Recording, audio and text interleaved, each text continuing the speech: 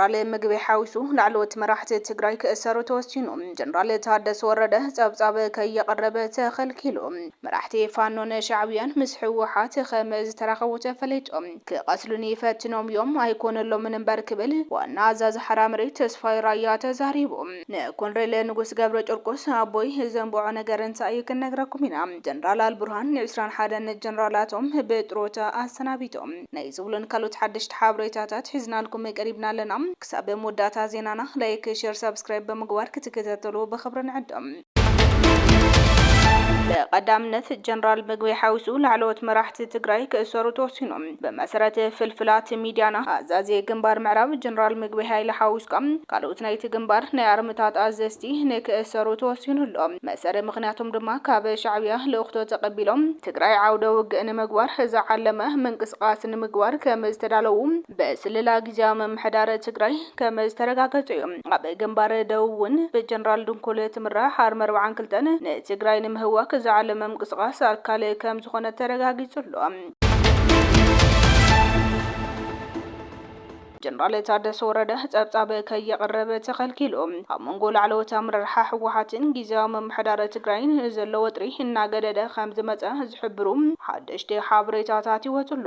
ውሳነታት ኮሚቴ መኸተ ብዶክተር ደብረጽዮን ዝምራሕ በክልል ብርኪ ዝተጣየሸ ናይ 9 አመራርሓ መኸተ ኮሚቴ በዕለተ 3 ሚያዝያ 2018 ዓም ተምረት ኣብ ዘካይዶ ኣኼባ ኣብ ልዕሊ ፕሬዝዳንት ታደሰ ወረደ ተሪር መርገጺ ወሲዱሎ ስራሕ ፈጻሚት ጉጅለ ሕወሓት ኣብ ካይዶ አኺባም ኣብ ሹመተ ጀነራል ታደሰ ወረደ መልክቱ ሰፊሕ ክርክር ድሕረ መኪያድ በአብዛሓ ድምጺ እቲ ሹመት ተቀባልነት ከም ዘይብሉ ወሲኑ እቲ ጉጅለ እቲ ነባር መምሕዳር ናብ ዝነበሮ ንኽምለስን ቤት ምኽሪ ክጽውዓን ዝወሰነ እንትኸውን ተወሳኺውን ማእኸላይ ኮሚቴ ህጹጽ አኺባ ጽውዕ ከም ዘሎ ተፈሊጡ እቲ ኮሚቴ ፕሬዝዳንት ታደሰ ወረደ ምስ ፌደራል መንግስቲ ብዛዕባ ዝተኻይደ አኺባ ጸብጻብ ከየቅርብ ድሕረ ምኽልኻሉ ብሽድሽተ ነጥብታት ገምጊሙሎ ስምምዕነት ፕሪቶሪያ ዝተሓሰ ተግባር ከም ዝፈጸመን ካብ ኣፍልጦ ሕወሓት ወጻኢ በትዕቢት ዝተፈጸመ ምዃኑን ካብ ዓቕምታት ትግራይ ብፍላይ ድማ ካብ ኣፍልጦ ሰራዊት ትግራይ ወጻኢ ዝተገብረ ምዃኑን ነብሱ ይኹን ክብሪ ህዝቢ ትግራይ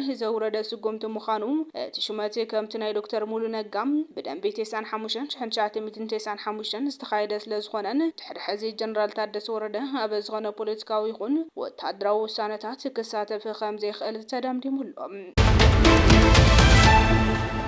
መራሕቲ ፋኖን ሻዕብያን ምስ ሕወሓት ከም ዝሰራኹ ተፈሊጦም ላዕለዎት መራሕቲ ሻዕብያን ፋኖን ፍሉይ ምንቅስቃስ ከም ዝገበሩ ተፈሊጦም ብመሰረት ዝበፅሕና ሓበሬታ ላዕለዎት ወታደራዊ መራሕቲ ሻዕብያ ክሳብ ሚያዝያ 1 2018 ዓም ተምረት ኣብ ጫፋት ዘዋደው ምንቅስቃስ ክገብሩ ከም ዝቐነዩን እቶም መራሕቲ ምስ ወይዘሮ ፈትለወርቅ ገብረዝጋቤር ብምርኻብ መምርሒ ሂቦም ናብ ኤርትራ ከም ዝተመለሱ እዮም ኣብ ከባቢ ራያ እውን ምስ ናይ ምብራቕ ኣምሓራ ፋኖ ኣመራርሓ እውን ተራኺቦም ኣለዉ ወይዘሮ ፈትለወርቅ ገብረዝጋቤር ኣብቲ ናይ ዓርቢ ኣኺባ ኣብ ልዕሊ ጀነራል ታደሰ ወረደ ዝሓዘቶ ተሪር መርገጺ ካብ ዘረከባት እዚ ዝመፀ ናይ ምትእማን ውጽኢት ከም ዝኾነ እውን ይግመት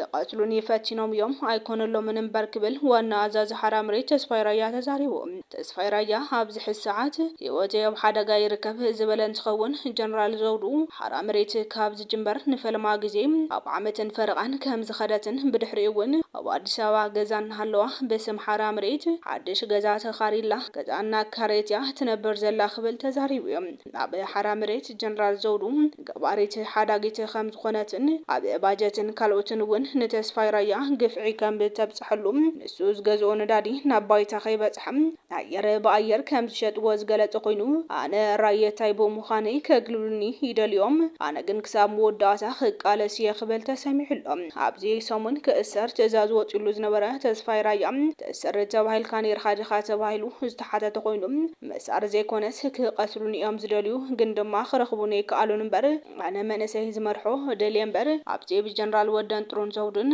ኣብዚ ድማ ብጀነራል ታደሰ ወረደን ወድን በይተይ ናይ ሓደ እዮም ክብል تزاريبيوم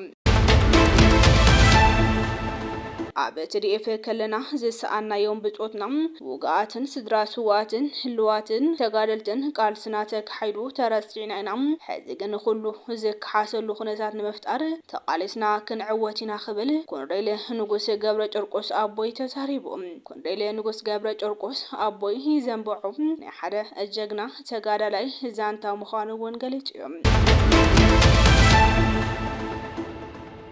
ጀነራል አልቡርሃን 21 ጀነራላቶም በጥሮታ ሰናቢቶም መራሒ ወታደራዊ መንግስቲ ሱዳን ሌተናል ጀነራል አብዱል ፈታህ አልቡርሃን ንሓያሎ ጀነራላት በጥሮታ ዘሰናበተ ክኸውን ከሎም ኣቦቱ ድማ ንኻልኦት ሕርት መሪሕነት ዘለዎም ኣባላት ናይ ማዕረግ ዕቤት ሂቦምሎም ሱዳን ትሪቡን ከም ጸብጽቦ ካብቶም በጥሮታ ዘሰናበቱ 21 ናይ ሜጀር ጀነራል ማዕረግ ዘለዎም እንትኾኑ ሰራዊት ሱዳን ሎሚ ኣብ ዘውጽኦ መግለጺ አልቡርሃን ንዝተፈላለዩ ናይ ጦር ኣዘዝቲ ናይ ማዕረግ ዕቤት ከም ዝሃቡ ዝገለጸ ኮይኑ ላዕለዎት መኮንናት እውን ጥሮታ ከም ዝወጹ ረድዮም መንነትን ቁጥርን እቶም ማዕረግ ዝረኸቡ ጥሮታ ዝወጹ እኳ እንተዘይተገለጸ ስጉምቲ ብደፈኑ ብሕጊ ሰራዊትን ወደባዊ መምርሕን መሰረት ዝተፈጸሙ ምዃኑ ኣፍሊጦም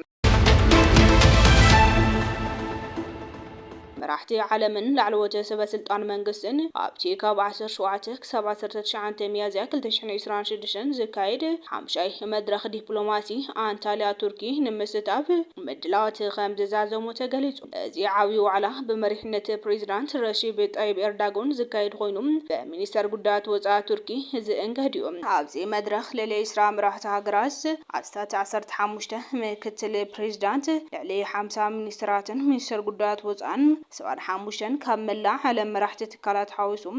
460 ላዕለዎት ተሳተፍቲ ክሳተፉ ተጽቢት ይግበር ብተወሳኺ ካብ ልዕሊ 150 ሃገራት ዝመጹ ምሁራት ተምሃሮን ፍሉጣት ሰባትን ዝርከብዎም ብድምር 5000 ኣጋይሽ ክሳተፉ እዮም ዓለም ለኻዊ ዘይምርጋዕን መስርሕ ለውጥን ፖለቲካውን ቁጠባውን ከባቢያውን ቅልውላዋት ምስጋር ቴክኖሎጂን ዘዋዊ ፍጻመታትን ብዕምቀት ክዝተየሎም እዮም እዚ መድረኽ ሎ ፖለቲካዊ ውጥረ ዓለም ኣብ መፍታሕን ምትሕብባር ሃገራትን ኣብ ምሕያል ዓብይ ተራ ከም ዝጻወት እውን ይእመን